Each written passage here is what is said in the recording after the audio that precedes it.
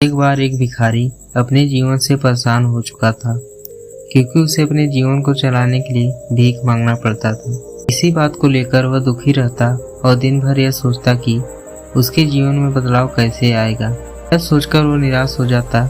वह हर दिन देखता कि बहुत सारे लोग निराश होकर आंखों में आंसू लिए लोग और विभिन्न चिंताओं से परेशान लोग गौतम बुद्ध की तरफ जाते और वापस लौटते समय वे लोग बहुत ही खुश होते थे। वह भिखारी यह नहीं समझ पा रहा था कि गौतम बुद्ध उनके साथ ऐसा क्या करते थे कि वे बेहद खुश हो जाते थे।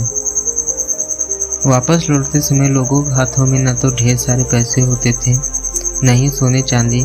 तो फिर ऐसा क्या होता था कि लोग बुद्ध के पास से लौटते वक्त इतना खुश होते थे।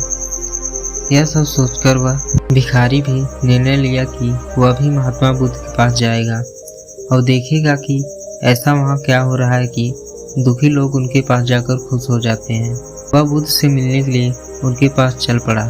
जहाँ बुद्ध मौजूद थे वहाँ बहुत लंबी कतार लगी हुई थी, तो वह भिखारी भी कतार में लग गया। कतार में लगकर वह अपनी बारी का इंतजार करने लगा। देखते ही देखते उसकी बारी आई और उसने बुद्ध से कहा, बुद्ध, मैं बहुत गरीब हूँ, मेरे पास कुछ भी नहीं। मुझे अपना जीवन चलाने के लिए भी दूसरों से भीख मांगनी पड़ती है। अब आप ही बताएं, मैं अपने जीवन को कैसे बेहतर कर सकूं। यह सब सुनकर बुद्ध ने कहा, तुम गरीब नहीं हो, तुम्हें ऐसा लगता है क्योंकि आज तक कभी तुमने किसी के लिए कुछ भी नहीं किया, ना ही तुमने कभी किसी को दान दिया, ना ही तुमने दूसरों के लिए कुछ किया। यह सब सुनकर भिखारी के मन में एक आशंका से जाग उठी। अपनी आशंका को दूर करने के लिए भिखारी ने पूछा, मैं तो एक भिखारी हूँ, मैं लोगों को दान कैसे दे सकता हूँ और कैसे लोगों की सहायता कर सकता हूँ।